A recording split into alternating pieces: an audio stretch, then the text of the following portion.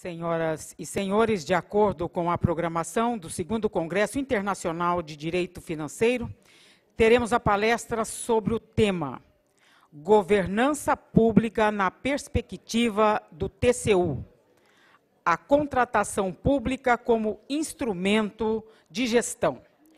Convidamos para compor a mesa técnica dos trabalhos, como presidente desta mesa, conselheiro presidente aqui desta Corte de Contas, Valdir Neves Barbosa.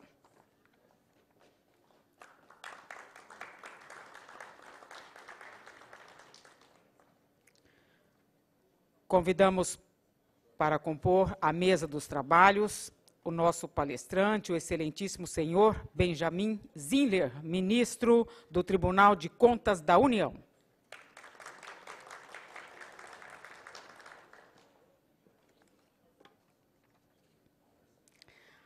Agradecemos a presença neste plenário do conselheiro Valdeci Pascoal, presidente do TCE do Pernambuco e presidente da Tricom, da desembargadora do TJ do Mato Grosso do Sul, Maria Isabel de Matos Rocha, do excelentíssimo senhor professor doutor Francisco Pedro Jucá, juiz do trabalho, homenageado deste congresso, da excelentíssima senhora conselheira Marisa Serrano, diretora da SCOEX, do conselheiro do TCE do Maranhão, José Ribamar Caldas Furtado, conselheiro do TCE do Ceará, Edilberto Carlos Pontes Lima, conselheiro do TCE do Amazonas, Júlio Pinheiro, da conselheira do Cineia Benício de Araújo, do TCE do Acre, do conselheiro do TCE de Goiás, Edson José Ferrari, conselheiro Osmar Domingues Jerônimo, do TCE do Mato Grosso do Sul, Severiano Costa Andrade, do TCE do Tocantins, Daniel Reposo, administrador-geral da Nação, da Sindicatura-Geral da Nação, Buenos Aires, Argentina, professor José Sebastião de Oliveira, coordenador do curso de mestrado em Direito do Centro Universitário de Maringá, e do palestrante, professor doutor Luiz Rodolfo Souza Dantas. Para presidir os trabalhos da mesa, anunciamos o conselheiro presidente do TCE do Mato Grosso do Sul, Valdir Neves Barbosa. Bom dia a todos. Com certeza estamos extremamente felizes por termos aqui tantas autoridades renomadas e para nós, especialmente, aqui é uma honra estarmos ao lado dessa personalidade que para nós é um estímulo, é uma inspiração. É o ministro Benjamin Zimler, do TCU, que vai nos honrar com a palestra e que a gente tem acompanhado o trabalho dele e quando presidiu o TCU, sobretudo, dando um dinamismo, celeridade, enfim, deixando realmente aí um legado muito positivo, que inspirou a nós e, com certeza, a todos os outros tribunais de contas. Nós teremos aqui a apresentação do tema Governança Pública na Perspectiva do TCU, a contratação pública como um instrumento de gestão e controle da impessoalidade. A palestra está com duração de 50 minutos, com certeza, esse tempo é flexível. E eu quero fazer, antes de entrar na palestra, falar um pouco do currículo do nosso palestrante. O ministro Benjamin Zimler é ministro do Tribunal de Contas da União desde 2001, onde ingressou no cargo de ministro substituto em 1998 por meio de concurso público de provas e títulos. Atualmente ocupa o cargo de... ele é mestre em Direito e foi presidente do TCU. Mestre em Direito pela Universidade de Brasília, com vasta experiência em Direito Administrativo e Direito Constitucional. Ministrou cursos na Escola da Magistratura do Distrito Federal e Territórios, Escola da Magistratura do Trabalho, Escola Superior do Ministério Público do Distrito Federal e Territórios, Instituto Superior de Brasília, IESB, Centro Universitário de Brasília, Uniceub, Instituto Cerzedelo Correia, entre outros. É autor de das obras Direito Administrativo e Controle, o Controle Externo das Concessões de Serviço Público e das Parcerias Públicos-Privadas, Direito Administrativos e Política e Direito, uma visão autopoética. Formado em Engenharia Elétrica pelo Instituto Militar de Engenharia, IME, e em Direito pela Universidade de Brasília. Então, os senhores veem que, na verdade, esse currículo é um breve currículo, né? Porque se formos aqui falar das qualidades, das obras, dos feitos do nosso grande ministro que aqui está, do palestrante, com certeza passaríamos aqui por várias horas. Mas, que resumidamente, falamos um pouco do ministro e passamos ele a palavra para que ele possa proceder à sua palestra. Bom dia a todos. Queria agradecer ao presidente Valdir Neves pelo convite do TCE do Mato Grosso do Sul e também a todos os conselheiros que participam desse Tribunal de Contas. Dizer que é um grande prazer, eu acho que era o único Tribunal de Contas que eu não tinha visitado e conhecido, e foi uma grata surpresa. O local é lindo, maravilhoso, acho que vocês devem trabalhar com o maior prazer, né, vendo esse verde, é uma coisa realmente fora do padrão, e eu estou realmente encantado, não só pelas instalações, mas por todo o ambiente.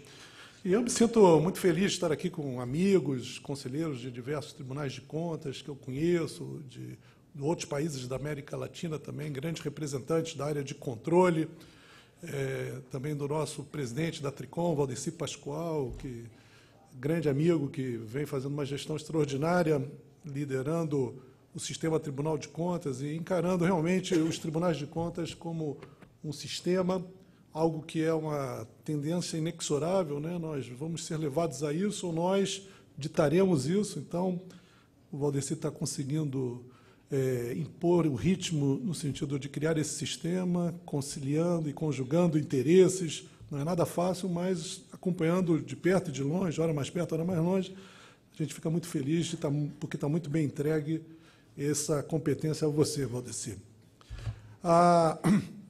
O tema é desafiador. Na verdade, vamos falar sobre governança das aquisições públicas, sobre a ótica do TCU. Essa palavra governança, ela, na verdade, vem sendo utilizada dentro de um viés moderno, quando algumas pessoas buscam analisar a gestão de instituições privadas e públicas, né? Mas ela, na verdade, enfeixa conceitos que são relativamente antigos, né? Conhecidos por todos. A ideia de que a gestão deva ser também uma gestão que busque resultados, e esses resultados devem satisfazer aos destinatários da ação administrativa pública ou privada. A ideia de se buscar eficiência, eficácia, efetividade, economicidade. Óbvio que, nas últimas décadas, a expressão governança ganhou preeminência e ela hoje é muito bem usada e deve ser usada como uma síntese de toda essa ideia de boa administração, de uma administração que saia daquele patamar burocrático, de adesão apenas às normas jurídicas, técnicas, e, mais do que isso, busque aferir o que, afinal, foi produzido pelas ações administrativas, e se, afinal, aquilo que foi produzido impactou positivamente o meio ambiente e de certa forma, pôde satisfazer as necessidades daqueles que são os destinatários da ação administrativa. No nosso caso, em última palavra, o cidadão usuário dos serviços públicos. A gente vai falar de governança e tentar distinguir um pouco o que é gestão, governança, governabilidade e política. Isso me parece fundamental. É importante que, num Estado democrático de direito, a gente saiba exatamente o limite do controle da governança, o limite do controle administrativo da governança. Quando a gente começa a tangenciar esses aspectos, nós temos que ter em mente que, num Estado democrático de direito, em que a democracia representativa ela ainda se impõe como regra constitucional, apenas os atores legitimados politicamente, legitimados pelo voto, podem falar em nome do povo, podem estabelecer as macrodiretrizes políticas, né? Então, se há uma decisão pela construção da usina nuclear de Angra 3, se o programa Bolsa Família é implementado, isso são decisões políticas, em última análise. Por mais que essas decisões sejam referendadas, fundamentadas, subsidiadas por estudos técnicos, o limite da técnica ele não permite definir, em última análise, qual o caminho a ser trilhado. É preciso uma visão política, é uma visão que passa pela aprovação num pleito democrático, e que represente, em última palavra, a vontade da maioria do povo. Mesmo que isso seja um mito, de certa forma, a vontade da maioria do povo, ela é sempre fluida, às vezes o povo não tem vontade, e a maioria, em diversos aspectos, o povo nem conhece exatamente aquilo que está se decidindo, mas não haveria outra forma de trabalhar democraticamente, senão partir desse pressuposto de que os nossos representantes falam em nome do povo. Isso significa que o espaço da governança e o espaço da gestão é sempre um espaço posterior da decisão política, decidido politicamente, decidida politicamente a finalidade, decidido o objetivo, a meta a ser alcançado. Na ideia de governança e gestão, deve-se buscar o melhor resultado possível na implementação daquele objetivo, daquela meta. É óbvio que, na disputa de espaços entre governança, gestão e política, há cada vez mais espaços abertos ao controle administrativo. O que a gente percebe é que, ao longo do tempo, e eu percebo isso depois de 20 e tantos anos no Tribunal de Contas, que o controle administrativo hoje ele tem uma dimensão muito maior e adentra terrenos que no passado eram absolutamente rejeitados para a atuação desse controle. Vejam que hoje não se imagina que uma decisão política possa ser voluntarista, ela não pode ser uma decisão que represente apenas a vontade individual de um agente, que não esteja subsidiada por estudos de viabilidade técnica e econômica. Eu dou um exemplo para tentar sair da abstração e ir para o mundo real. O governo federal tentou licitar os trens de alta velocidade que ligam o Rio de Janeiro a São Paulo. É óbvio que há outras alternativas que poderiam aumentar a forma de comunicação ou de tráfego entre Rio e São Paulo, mas houve uma opção pelo trem de alta velocidade. O TCU fez e faz todo o controle das concessões de serviços públicos e o faz sempre de uma forma concomitante ou preventiva, em 5 fases.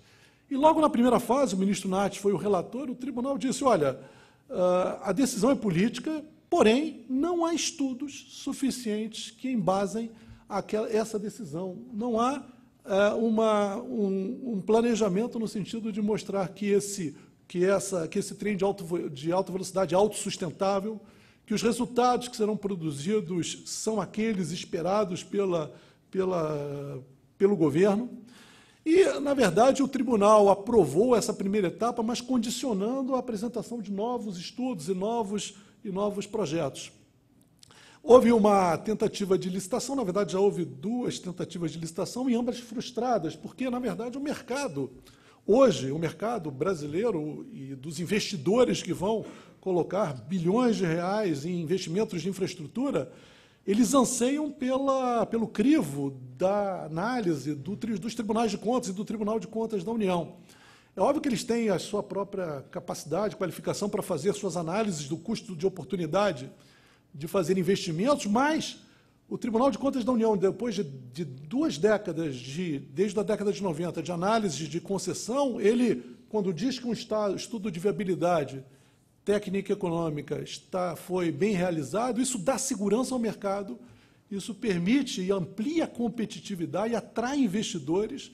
Isso me foi dito não pelo governo, mas sim pelos próprios empresários que, óbvio, participam do processo, vão ao gabinete, nós discutimos, e hoje, o que antigamente era dito como o risco TCU, que era precificado, hoje, na verdade, eu digo que esse risco é inverso, né? É um prêmio TCU, ou seja, o nosso crivo tende a fomentar uma maior competição entre os empresários nas concessões.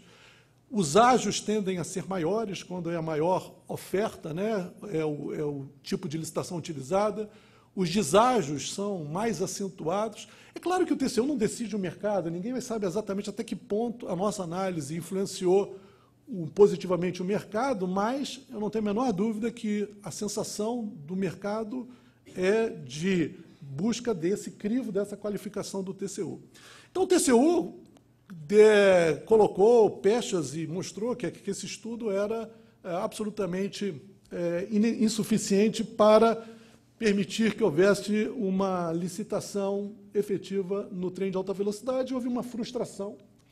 É óbvio que o tribunal em nenhum momento disse, olha, não pode ser feito, mas colocou os problemas de uma forma clara. E, curiosamente, isso continua sendo uma marca dos governos brasileiros. A falta de planejamento, a falta de estudos, a busca, às vezes, de resultados imediatos sem que o dever de casa possa ser feito.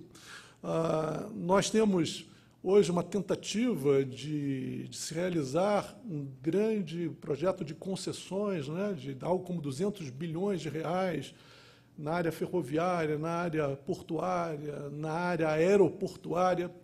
E a gente percebe lá no TCU, no dia a dia, que muitas dessas boas intenções não são corroboradas, não são fundamentadas com modelos que tenham sido realmente estudados, analisados. Então, as chances de um sucesso são muito grandes. Hoje, com a economia brasileira crescendo pouquíssimo ou até evoluindo, há uma dificuldade de se atrair investimentos de longo prazo, com segurança jurídica, com segurança econômica. Os agentes privados percebem a falta dos nossos marcos regulatórios, as deficiências dos marcos regulatórios, percebem a deficiência dos nossos estudos e, obviamente, num cenário desse tipo, fica difícil atrair investimentos de longo prazo para o melhor investimento possível, que é aquele em infraestrutura que vai, obviamente, produzir, gerar renda, gerar emprego, desenvolver o nosso país. Bem, a ideia, então, de divisão entre política e governança é algo importante. Eu acho que os próprios tribunais de contas devem ter muito cuidado em perceber esse limite, essa possibilidade que é do controle administrativo, mas não e respeitar e não invadir o terreno político, da decisão política. Ou seja, no nosso ímpeto de buscar a melhoria da gestão pública, nós temos que, sem dúvida, perceber os nossos limites e os limites das possibilidades do controle administrativo. Também os governos de ocasião, seja governo municipal, estadual e federal, odeiam essa ideia de que nós estamos controlando a governança da gestão, a governança da administração pública.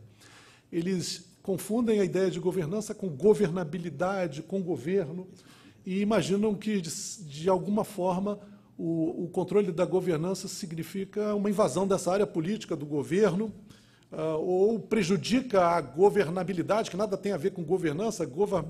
Governabilidade é a aptidão que um governo tem de decidir politicamente e impor essas decisões e efetivamente colocar em prática as decisões. Então, hoje, com certeza, o Brasil, na esfera federal, vive um problema de governabilidade. O nosso presidencialismo é problemático, é de difícil implementação. Os presidentes da República, eles são reféns das maiorias do parlamento. Essas maiorias são compostas com muita dificuldade, né? Falo aqui, não querendo ensinar padre a rezar missa, nós temos conselheiros, a conselheira Marisa Serrano, que tem tanta experiência no parlamento, poderia falar com muito mais razão do que eu, porém é fácil perceber que as questões de governabilidade, que dizem respeito ao jogo político partidário, nada tem a ver com governança, com a melhoria da gestão pública, com a busca da eficiência, eficácia e efetividade da gestão pública. É claro que, com déficit de governabilidade, muitas vezes há reflexos na governança, na atuação administrativa do governo, porém, são, obviamente, institutos diferentes, bastante distintos. Bem, eu gostaria de dizer também que a governança ela é difícil de ser precisada. Eu desafio sempre o pessoal do Tribunal de Contas a me definir governança. E eles falam, governança é um sistema, é uma maneira, é um tipo.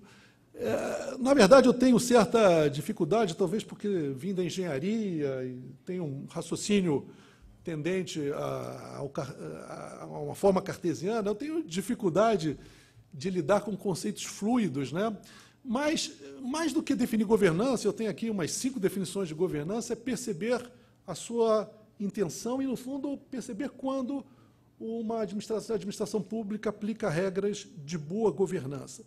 Mas, de certa forma, de tudo o que eu li e percebi, a governança é uma superestrutura que comanda a gestão. A gestão administrativa ela lida com o dia a dia, né? Com a implementação de objetivos de curto, médio prazo, com as ações de organização, de direção, de implementação do planejamento que foi traçado. A governança ela se dá num plano superior, numa perspectiva macro, em que nós percebemos se aquela gestão, que é algo cega para os objetivos últimos, se aquela gestão está realmente atingindo os resultados ótimos, os resultados que satisfazem no maior grau possível os interessados, os atingidos pela ação administrativa. Então, na governança, nós podemos calibrar a gestão, definir as rotas da gestão, alterar as suas rotas para que a gestão possa produzir resultados que coincidam realmente com a ideia, no nosso caso, de interesse público. Agora, vejam, a gente sempre diz que a governança deve buscar o interesse público, a satisfação das necessidades da comunidade, a satisfação da coletividade, como se fosse fácil extrair um conceito de interesse público, o conceito de satisfação macro da sociedade. A sociedade é formada por cidadãos, por mini-coletividades, cada uma com interesses distintos. E qual é, afinal, o macro-interesse público que nós temos que buscar? E como identificá-lo? Senhores, não há como, a priori, num gabinete refrigerado, alguém, um bom administrador, um gestor público, ou um controlador, um conselheiro, ministro do TCU, possa definir o interesse público é esse ou é aquele. Na verdade, o método para atingimento do interesse público é o processo administrativo. Ou seja, esse é o método que o direito brasileiro adota para a definição em concreto do objetivo a ser buscado pela administração pública.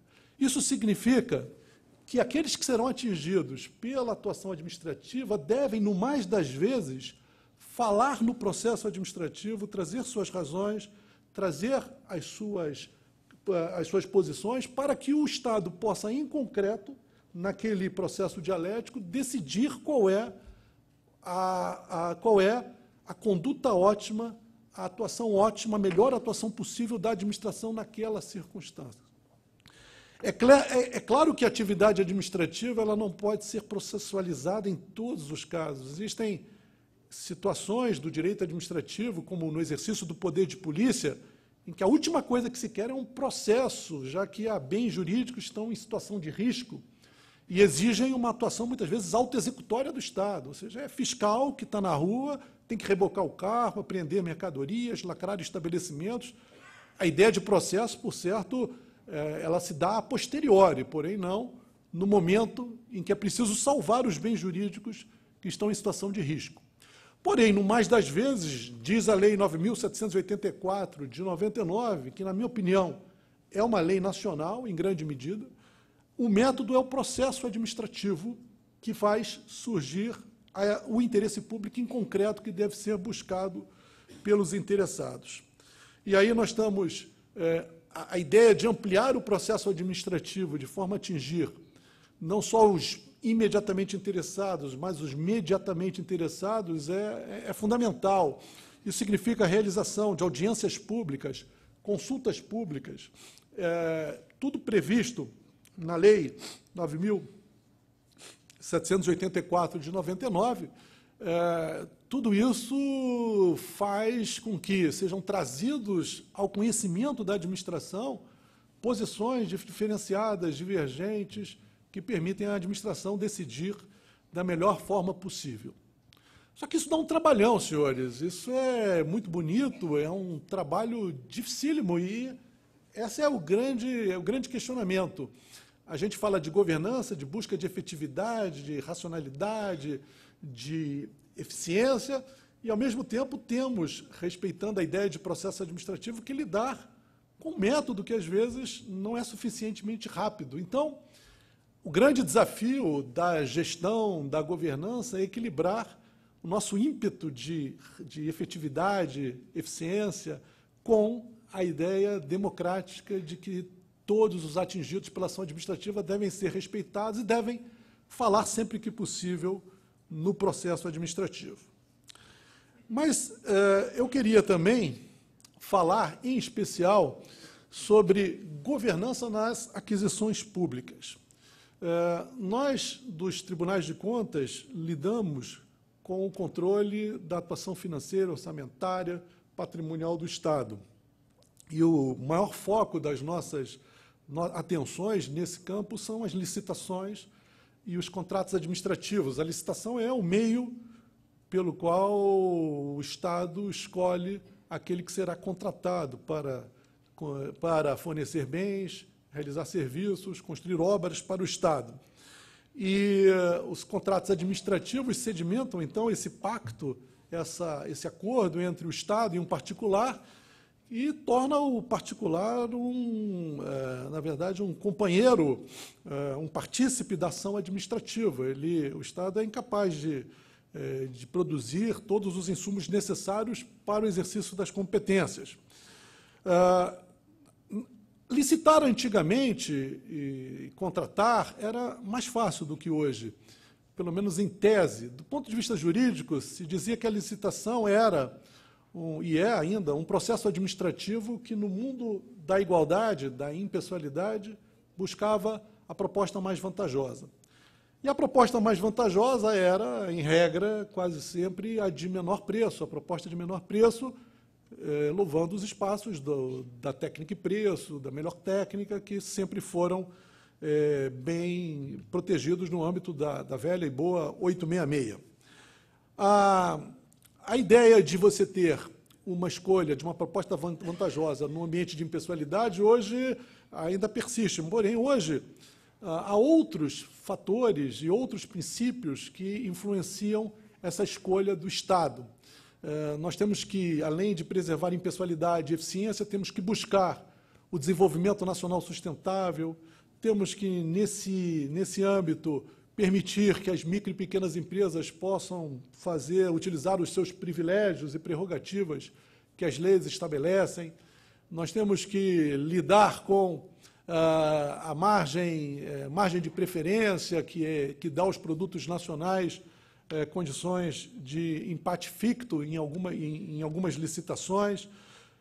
Licitar hoje, portanto, significa muito mais do que escolher a proposta mais vantajosa, significa homenagear uma série de princípios e de valores jurídicos que tornam, portanto, a atuação do gestor muito complexa. Ele tem uma responsabilidade muito grande hoje no momento de realizar uma licitação. E mais, ele maneja um conjunto absolutamente disforme de normas jurídicas, de leis, decretos, regulamentos.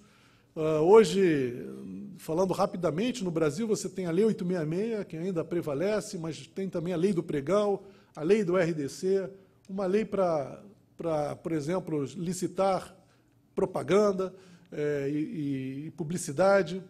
Você tem que respeitar a Lei Complementar 123, alterada pela 147, que concede esses privilégios às micro e pequenas empresas. Vejam que, para além dessas leis divergentes e muitas vezes contraditórias entre si, você tem um conjunto de decretos, portarias, instruções normativas, uma jurisprudência dos tribunais de contas e dos tribunais do Poder Judiciário que nem sempre já estão decantadas e já indicam qual é o caminho a ser trilhado. Essa jurisprudência também apresenta paradoxos, contradições. E, portanto, a situação do gestor hoje no Brasil é muito difícil. Nós ansiamos, sem dúvida, por um código de licitações e de contratos. Eu não vejo em curto prazo, em médio prazo, a possibilidade de nós termos esse código. É óbvio que isso exige uma visão do tempo legislativo. Existem projetos de lei que tramitam no Congresso Nacional, mas são submetidos às tensões e às pressões das diversas partes interessadas, e nós sabemos da dificuldade de você satisfazer a todos num espaço tão delicado de utilização dos recursos públicos, né? Mas nós temos algo positivo ocorrendo, né, do ponto de vista evolutivo em relação aos marcos legais para as licitações e para os contratos. E eu, em especial, chamo a atenção às alterações que o RDC vem implementando nesse cenário. O RDC ele foi concebido originalmente para permitir licitações para a Copa do Mundo, Olimpíadas. Ele nasceu de um esforço do governo de criar um anteprojeto de lei para substituir a 866. Parte desse anteprojeto foi antecipado para permitir que as obras da Copa do Mundo, em particular da Copa do Mundo e da Copa das Confederações, pudessem ser feitas com mais rapidez. Havia um enorme receio de que a aplicação da 86 pudesse inviabilizar a construção dos estádios e das obras de mobilidade urbana, né, esperadas na Copa do Mundo.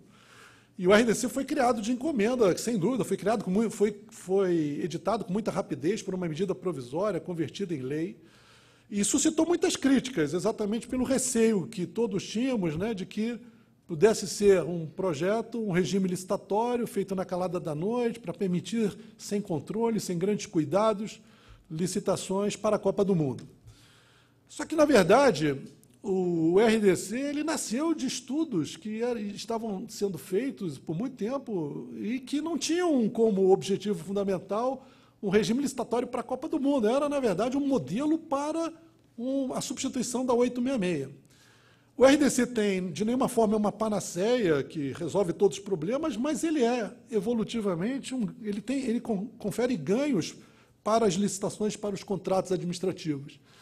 E tanto é assim que houve uma enorme expansão do seu uso. Ele começou sendo usado para a Copa do Mundo e Olimpíadas, hoje é utilizado para obras do PAC, obras de serviços de engenharia na área do SUS, na área da educação, para a construção de penitenciárias, para obras emergenciais. Ou seja, a cada ano saem novas medidas provisórias e novas leis ampliando o escopo do RDC. E o RDC é, em grande medida, uma homenagem à discricionariedade administrativa. Ele, de certa forma, tem um entendimento de que cabe ao gestor, no caso concreto, definir qual é a licitação que deve ser customizada para o caso concreto. Ou seja, o RDC estabelece um roteiro básico de licitação e permite inúmeras adaptações e flexibilizações. Você pode inverter fases, pode realizar propostas sigilosas, abertas, híbridas. O orçamento pode ser sigiloso ou não. Você pode contratar mais de uma empresa, ter mais de um vencedor. A remuneração pode ser variável. O RDC permite, na verdade, é uma diretriz do RDC, ele quase impõe uma norma programática que tem que ser implementada. Ele impõe que a melhor proposta seja derivada não só do menor custo direto, mas também apropriando os custos indiretos. Significa levando em consideração custo de manutenção, a depreciação, o valor de revenda. Isso tudo, hoje em dia, não é levado em consideração pelo Estado. Quando nós compramos frotas de veículos, ganha a licitação quem oferecer o menor preço. Quando nós compramos os nossos carros individualmente, nós muitas vezes optamos por um carro de maior preço, porque nós sabemos, olha, a manutenção desse carro é mais barata, quando eu quiser revender, ele é mais valorizado no mercado.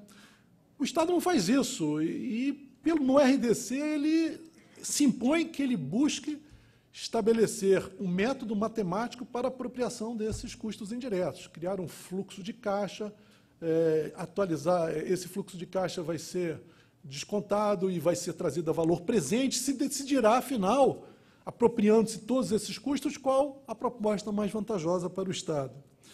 Isso é algo que o RDC permite que seja utilizado, permite também que imponha um poder-dever, o estabelecimento de uma remuneração variável. Isso significa que, em vez do licitante vencedor, o contratado, receber X nominalmente, ele vai receber X mais ou menos delta X de acordo com uma equação. E a correlação será feita a partir dos resultados alcançados pelo contratado. Se ele oferecer ao Estado um produto de melhor qualidade num prazo menor, a remuneração dele sobe. Significa uma divisão de riscos uma apropriação e divisão de riscos entre Estado e particular. A gente busca extrair da eficiência privada, busca induzir a melhoria da eficiência privada, e o Estado se apropria de parte dessa eficiência. E parte da eficiência é lucro do próprio empresário. Exemplos muito simples, o DENIT já está fazendo isso.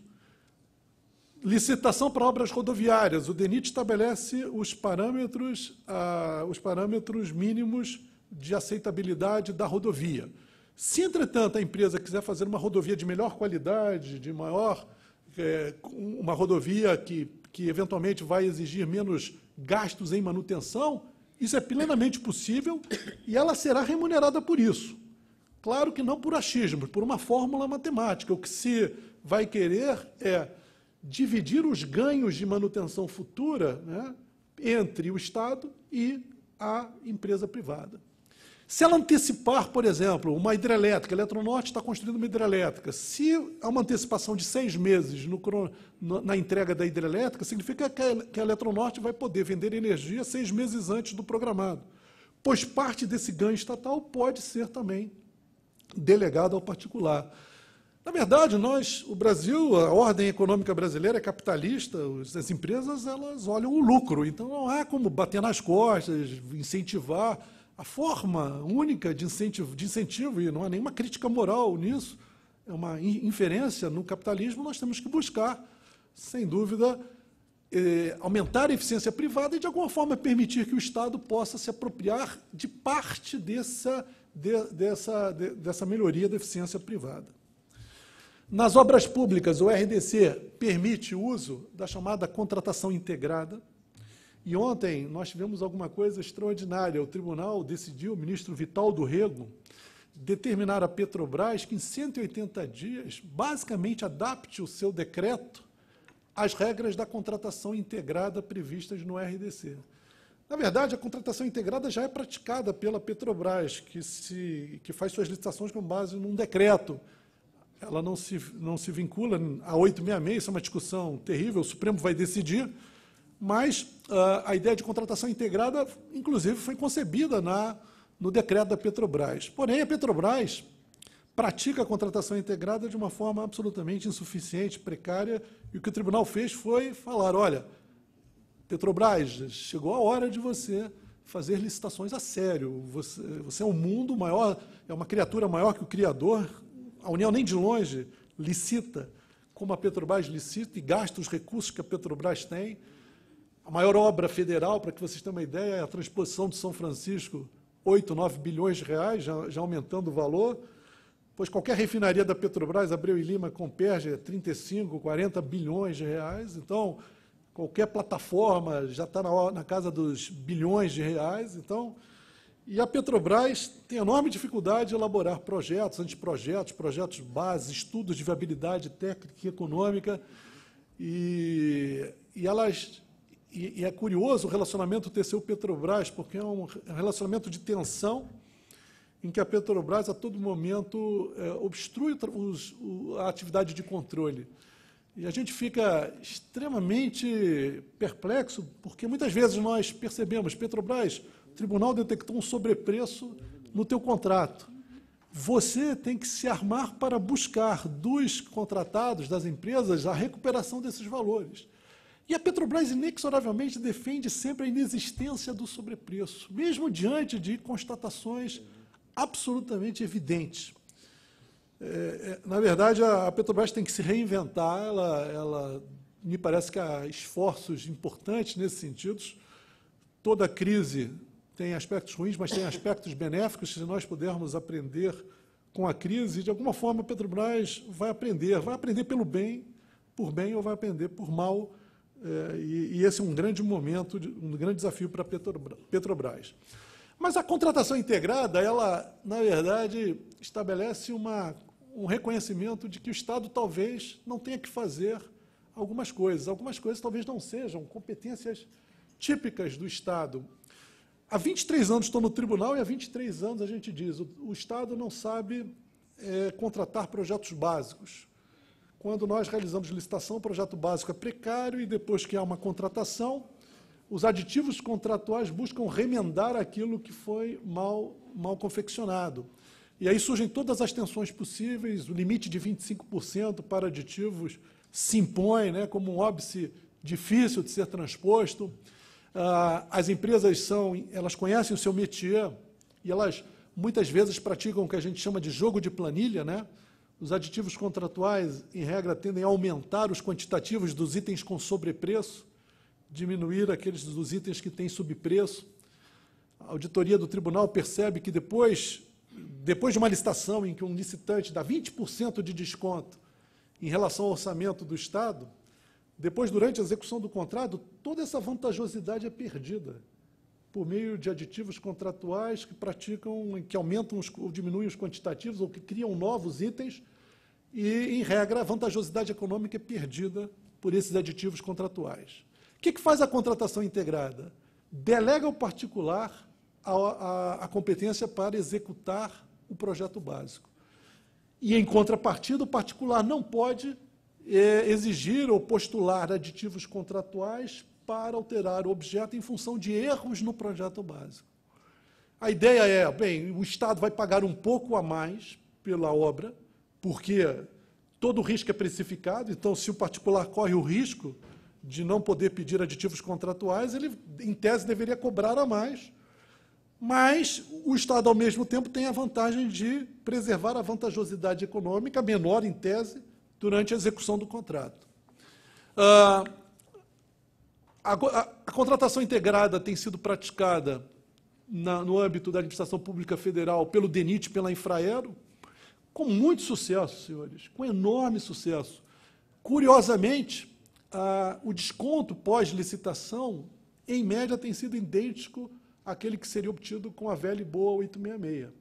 Ou seja, a gente esperava pagar mais na contratação integrada, mais risco, preço maior, tanto que o decreto federal permite uma margem de tolerância em relação aos custos unitários referenciais praticados pela esfera federal, SINAP, SICRO.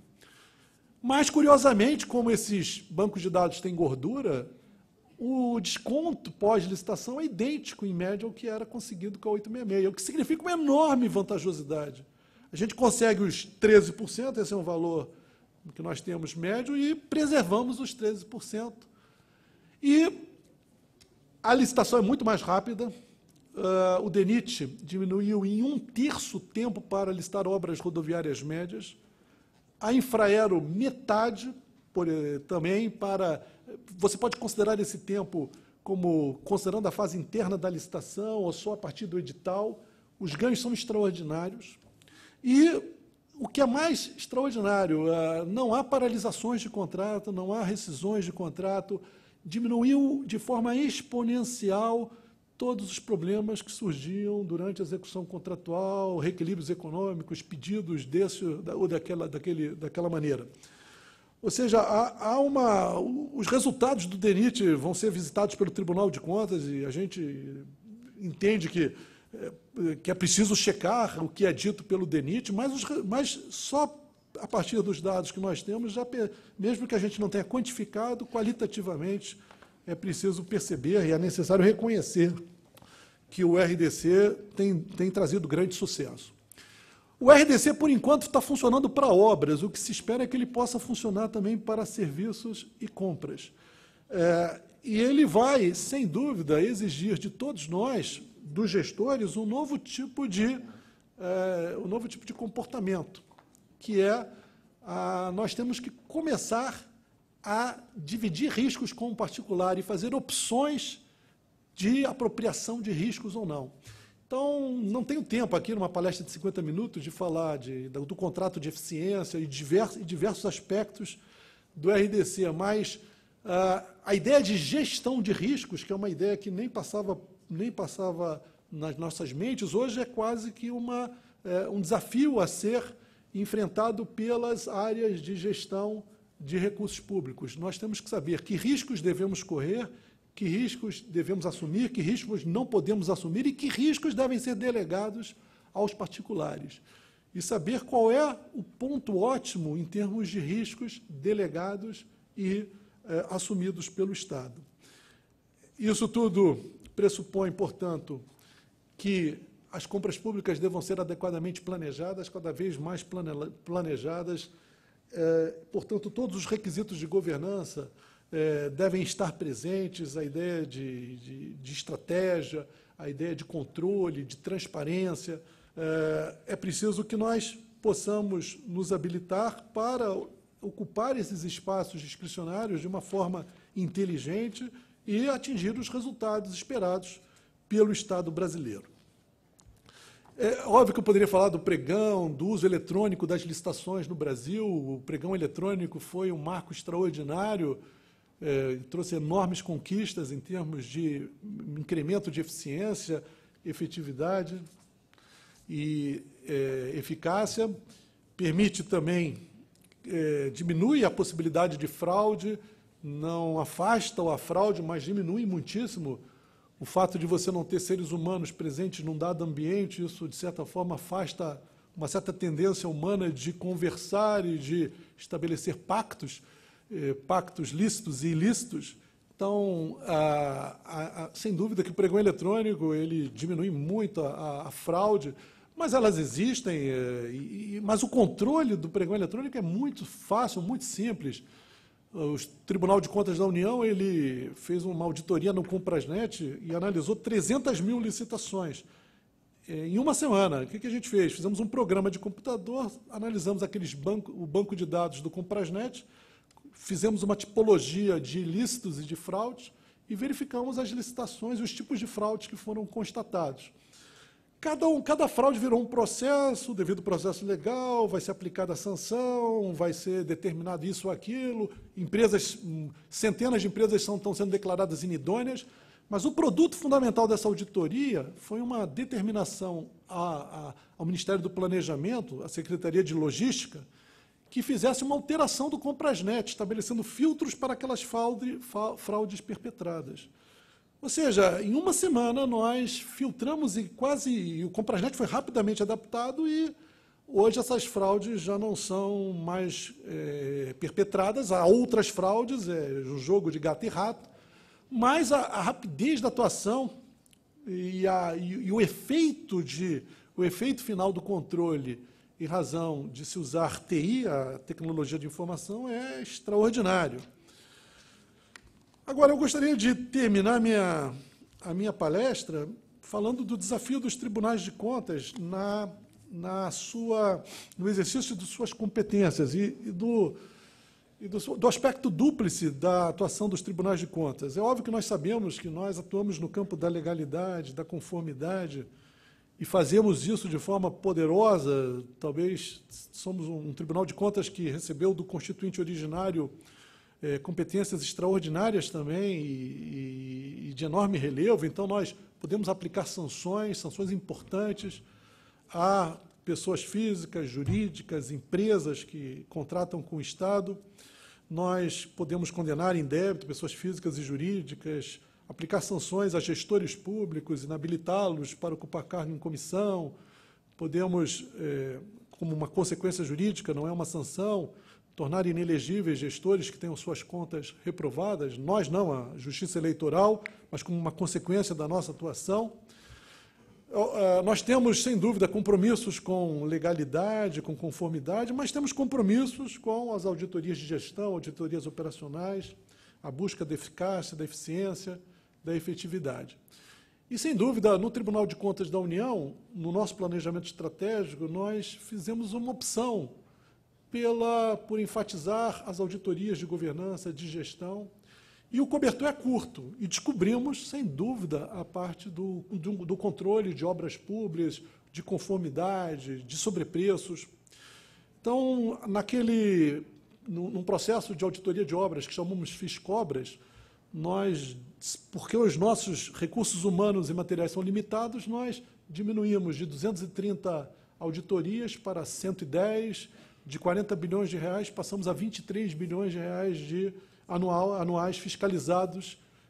E, com o advento da Operação Lava Jato e com a descoberta do problema da Petrobras, os ministros do TCU estão se reunindo e nós talvez tenhamos que fazer uma meia-volta e novamente, refrear um pouco, talvez, esse ímpeto evolutivo de auditar governança, políticas públicas, e, em vista da situação brasileira, de uma visão pragmática, verificar que é absolutamente indispensável que a gente continue marcando duro e jogando pesado e sendo efetivo na área de controle da conformidade, principalmente das obras públicas. Ainda é um espaço em que há uma corrupção endêmica. O Tribunal de Contas, ele, em relação à Petrobras, a experiência que nós tínhamos é de que havia alguma coisa errada. Nós tínhamos inúmeros processos em que detectávamos sobrepreços em obras da Petrobras, detectávamos uma dificuldade da Petrobras, difícil de ser apreendida pelo tribunal, de realizar estudos adequados de viabilidade técnica e econômica, bons projetos básicos, ou anteprojetos.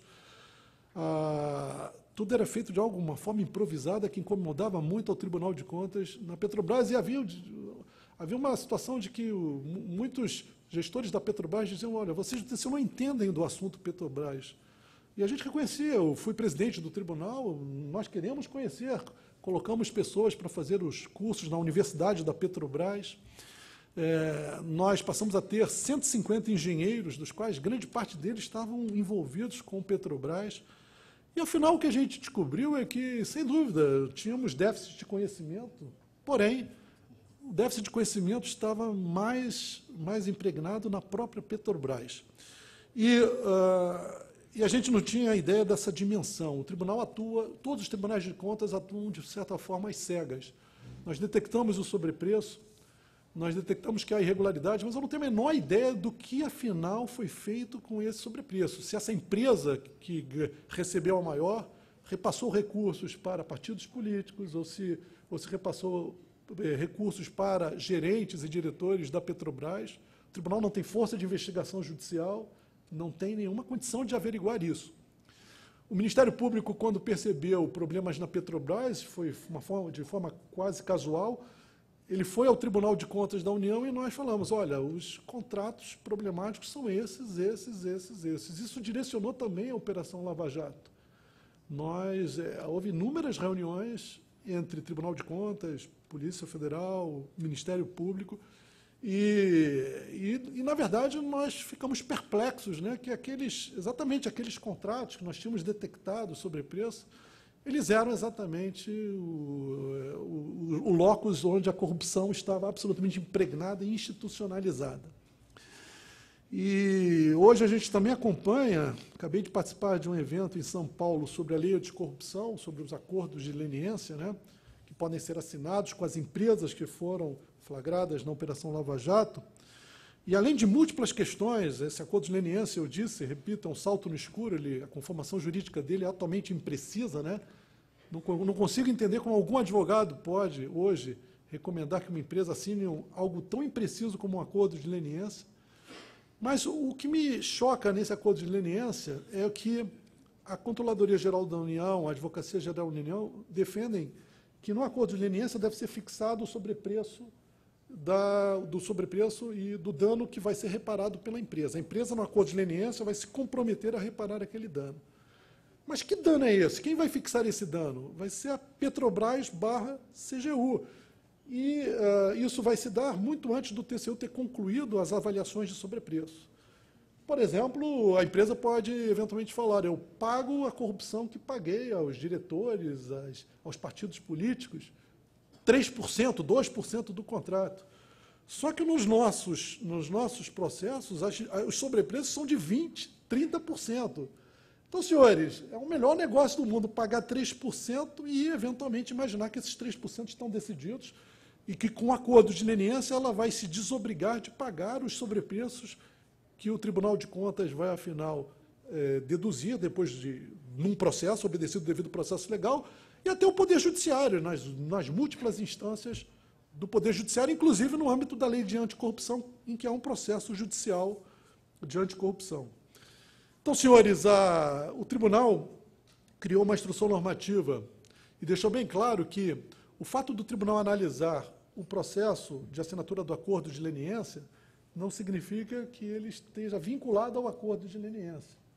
Ele apenas vai verificar os pressupostos, há inúmeros pressupostos para assinar o acordo de leniência. O tribunal vai verificar. A informação é nova, foi o primeiro a se apresentar, contribuiu para a investigação, o tribunal não vai usurpar a competência da CGU, vai fazer o controle desse processo, como faz o controle dos processos licitatórios e de todos os outros processos. Mas, ao final, ele não se submete, ele não é um ator que a lei tenha consagrado como um artífice do acordo de leniência. Em síntese, e aí, mais uma vez, eu pergunto, que empresa em sã consciência assinaria um acordo sabendo que os tribunais de contas e o Poder Judiciário e o Ministério Público não estão vinculados a ele? Bem, voltando, então, ao mote fundamental, o Tribunal de Contas ele já está estudando para o próximo ano um aumento novamente no Fiscobras, e como não existe almoço grátis, nós vamos desacelerar, em alguma medida, a evolução que estamos fazendo, importantíssima na área de gestão, na área de governança. É óbvio, temos que fazer tudo, mas temos que fazer escolhas também, é uma gestão de riscos da nossa própria governança. Senhores, era o que eu tinha a falar, agradeço muito essa oportunidade e, novamente, gostaria muito depois de conhecer também o prédio, né, se me for permitido, a conselheira já se antecipou esse convite, e ficaria muito feliz de conhecer e ser novamente convidado para poder interagir com os senhores. Muito obrigado.